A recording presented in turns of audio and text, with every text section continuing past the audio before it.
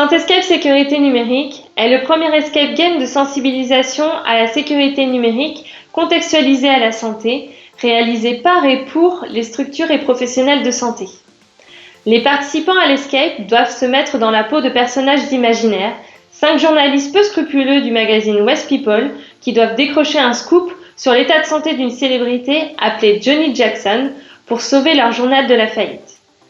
Les bonnes pratiques de base en matière de sécurité numérique sont-elles bien suivies dans la structure?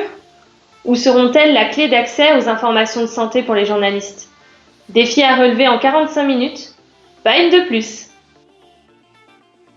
L'ambition de cet outil est de créer une émulation positive autour de la sécurité numérique en introduisant une méthode ludique et pragmatique. Le concept de l'escape game permet de reproduire des situations à la fois réelles et crédibles dans lesquelles les participants se reconnaîtront et devront fonctionner en équipe. Les mises en situation procurées par l'escape game permettent une véritable prise de conscience et ainsi une très bonne appropriation des messages. L'outil est déployé dans plusieurs structures des Pays de la Loire, groupes privés, centres hospitaliers, cliniques, mais aussi services de soins infirmiers à domicile.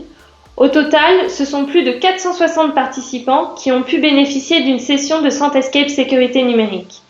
Ils ont des profils très variés puisqu'aucune compétence ou connaissance particulière n'est requise, professionnels de santé, agents de restauration, comptables, équipe SI, équipe de direction.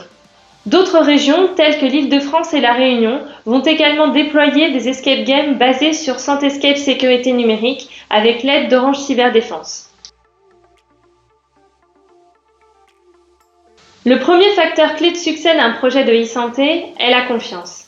Elle est essentielle lorsque l'on manipule des données à caractère personnel relatives à la santé et lorsque des impacts sur la prise en charge des usagers peuvent se produire.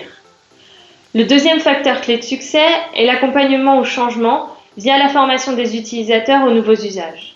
Enfin, la mutualisation permet de rationaliser les ressources et de donner encore plus de sens au projet.